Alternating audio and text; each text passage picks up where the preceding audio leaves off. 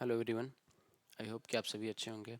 तो आज के सेशन में हम लोग बात करेंगे एक्सपोनेंट से रिलेटेड कुछ क्वेश्चंस के बारे में। पहले हम लोग एक्सपोनेंट के कंसेप्ट्स के बारे में जाना है, अब कुछ प्रैक्टिस क्वेश्चंस करेंगे जो कि एग्जामिनेशन में क्वेश्चन पूछ देते हैं, चाहे स्पेशली एकेडमिक्स में 6, 7, 8 में जो इस तरीके से क्वेश्चंस आते हैं और पूछते हैं। ठीक है, सबसे पहले हमारा क्वेश्चन क्या है कि -3⁻x-1 इज इक्वल टू -343। ये क्वेश्चन है, इसको हम लोग को इसमें हम लोग को x की वैल्यू फाइंड करनी है। Find the value of x। इन दोनों क्वेश्चन में, दो क्वेश्चन से x की वैल्यू फाइंड करनी है कि x is equal to what. तो इसमें जब भी इस तरीके का क्वेश्चन आएगा तो हम लोग ध्यान रखेंगे कि यहाँ पे जो नंबर दिया हुआ है बेस में, उसी नंबर के फॉर्म में चेंज करेंगे इसको भी। यानी कि 243 को माइनस से तो माइनस को हटा देंगे, अभी यहाँ माइनस से कोई मतलब नहीं है। 243 को हम क्या करेंगे, 243 को हमको चेंज करना है 3 के फॉर्म में। तो 243 को हम क्या करेंगे, एलसीएम की तरह जैसे हम लोग करते हैं इसका फैक्टराइजेशन, इसको फैक्टराइजेशन कर देंगे। क्या करेंगे, 3 के फॉर्म में ही। तो केवल 3 से करना है। 3 से करेंगे तो 8 और 1 81 हो जाएगा। फिर 3 से करेंगे तो 27 हो जाएगा। फिर 3 से करेंगे तो 9। फिर 3 से करेंगे तो 3। फिर 3 से करेंगे तो 1। यानी कि कितना हो गया, 1 2 3 4 5, तो यानी कि 3⁵ ठीक है।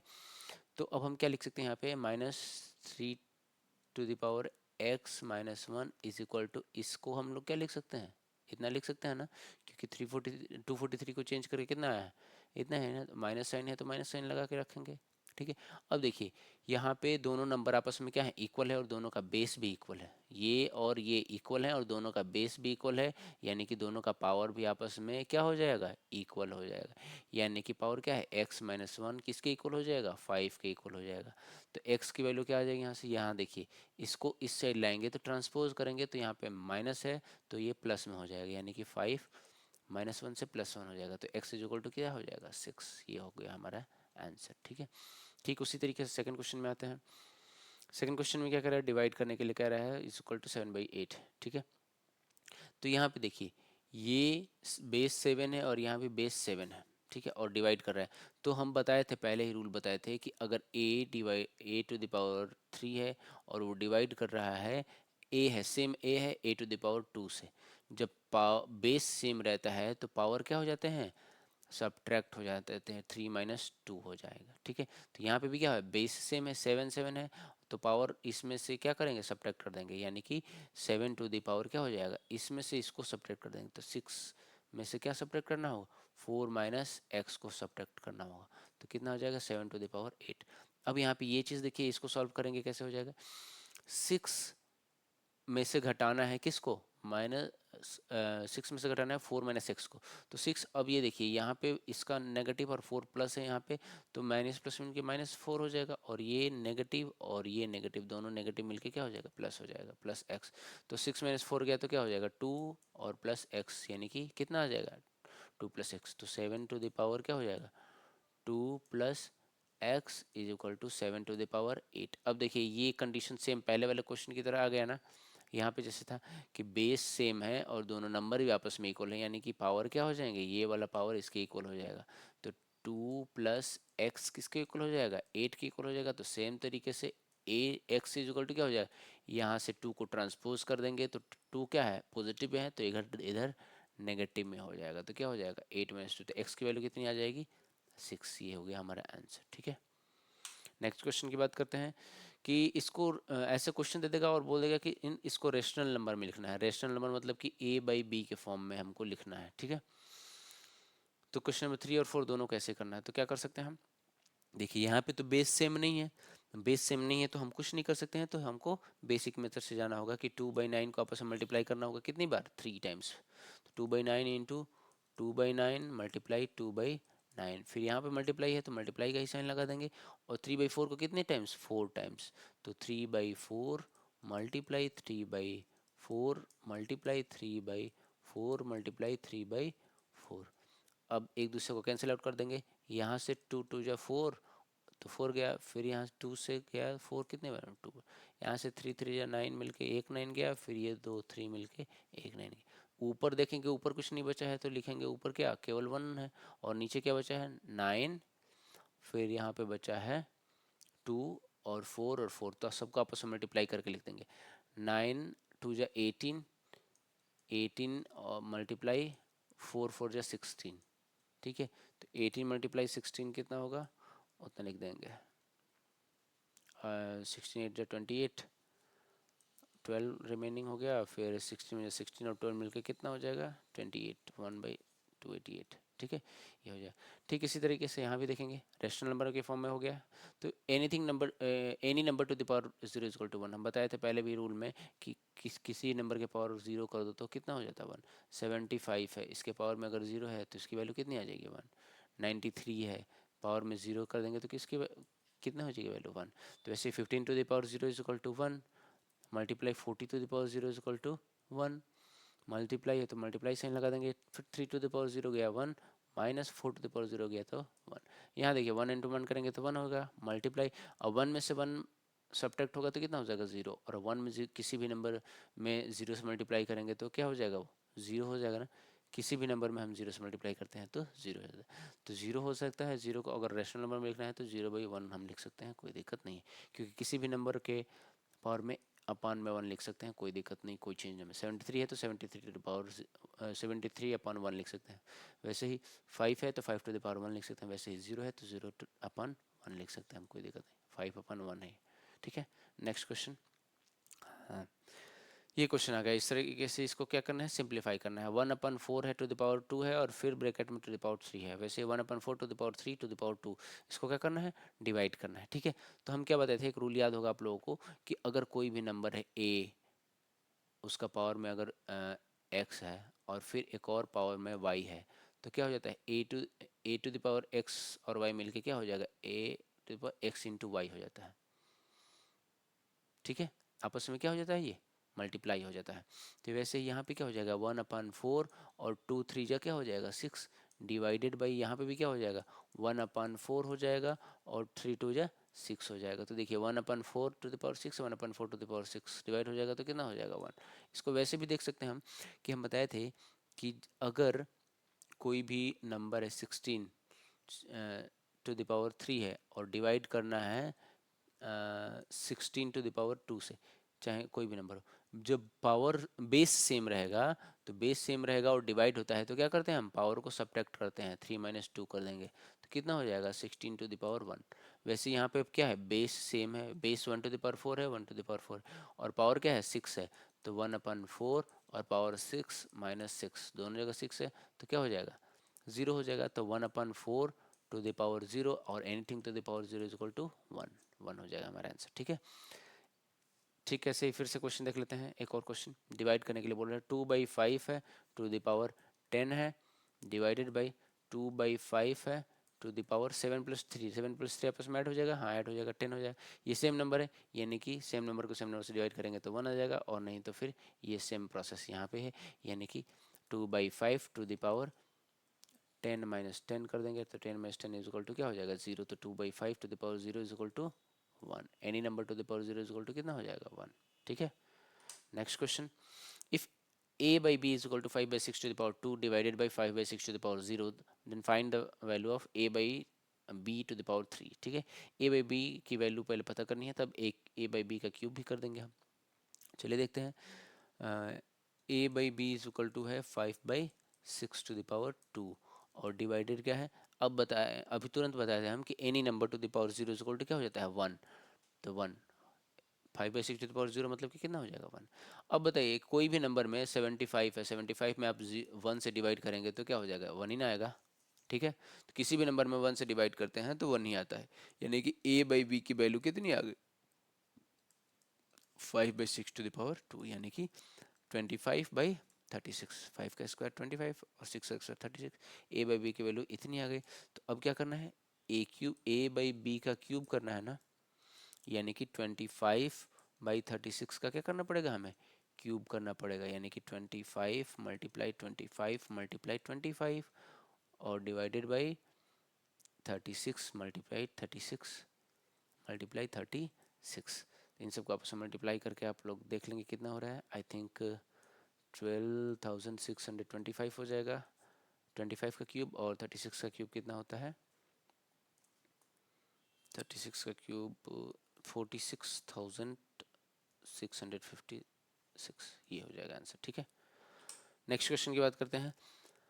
To the power n minus seven multiply 5 to the power n minus four is equal to 1250 है, तो n की वैल्यू पूछ रहा है, find the value of n की वैल्यू पूछ रहा है, तो क्या करेंगे हम। अब यहाँ से फिर पहला क्वेश्चन में जैसे हम लोग देखे थे, पहला क्वेश्चन अगर आप लोग को याद हो, हाँ पहला क्वेश्चन में हम लोग क्या बताए थे कि यहाँ पे जो नंबर रहता है उसको किस फॉर्म में चेंज करते हैं, यहाँ जो नंबर रहता है बस उसी के फॉर्म में चेंज करते हैं। ठीक है, तो यहाँ भी ठीक वैसे ही है, यहाँ पे जो नंबर है उसको हमको क्या करना होगा, चेंज करना होगा। यहाँ पे जो नंबर है उसको क्या करना होगा, चेंज करना होगा, लेकिन किसके फॉर्म में चेंज करना होगा, जो हमें वापस पहले नंबर लिखा था। ये 2 और 5 यहाँ पे दो नंबर है, तो इन दोनों नंबर में चेंज करना पड़ेगा। तो ठीक उसी तरीके से कर लेंगे जैसे हम लोग एलसीएम निकालते हैं। ठीक है, 1250 हो गया, तो पहले 2 से करेंगे तो 625 हो जाएगा। अब 2 से होगा नहीं तो फिर क्या हो जाएगा, 5 से होगा।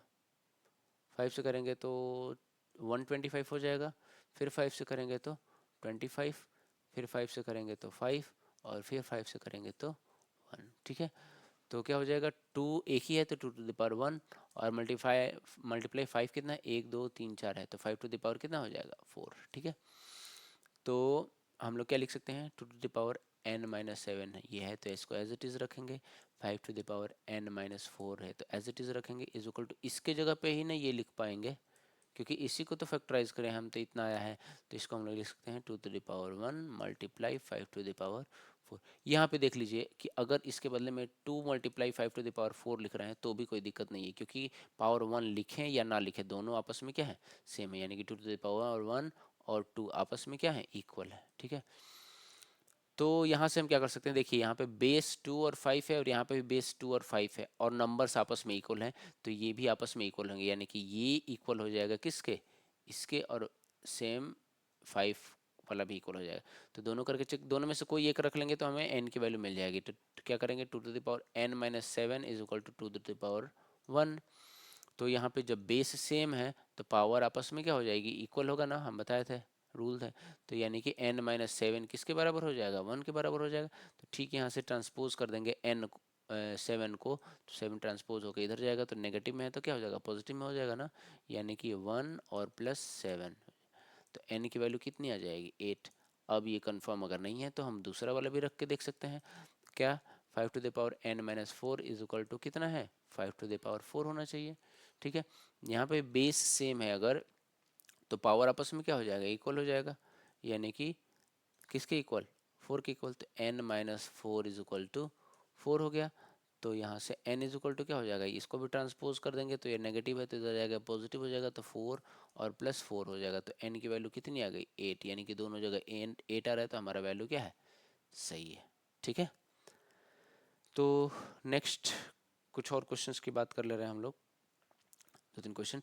कुछ ऐसे भी क्वेश्चन आ सकता है कि किसी नंबर में अगर हम डिवाइड या फिर मल्टीप्लाई करने के लिए आ जाएगा, जैसे मान लो -25 टू दी पावर 2 है। ठीक है, इस नंबर में कह देगा कि इस नंबर में किस नंबर से तुम डिवाइड करोगे, किस नंबर से तुम डिवाइड करोगे कि ये आ जाए, कुछ भी आ सकता है इसके बदले में। ठीक है, मान लो यहाँ पे x है, इसमें किसी नंबर से डिवाइड करना है, और डिवाइड करने पे क्या आ जाएगा, इतना आ रहा है। ठीक है, तो क्या करेंगे हम, यहाँ पे जब भी x फाइंड करना है तो एक रूल होता है कि अगर a multiply b is equal to c है, तो अगर हमको b फाइंड करना है तो b इज इक्वल टू क्या हो जाएगा, b फाइंड करना है, केवल अगर b फाइंड करना है तो क्या हो जाएगा, c बाई a हो जाएगा। b फाइंड करना है तो क्या हो जाएगा, c बाई a हो जाएगा। ठीक है, तो ठीक उसी तरीके से यहाँ पे फाइंड करना है हमको, क्या डिवाइड है यहाँ पे, तो डिवाइड वाला भी देख लेते हैं, a डिवाइडेड बाई b है इज इक्वल टू c है, तो अगर हमको b फाइंड करना है तो b फाइंड करना है तो क्या करेंगे,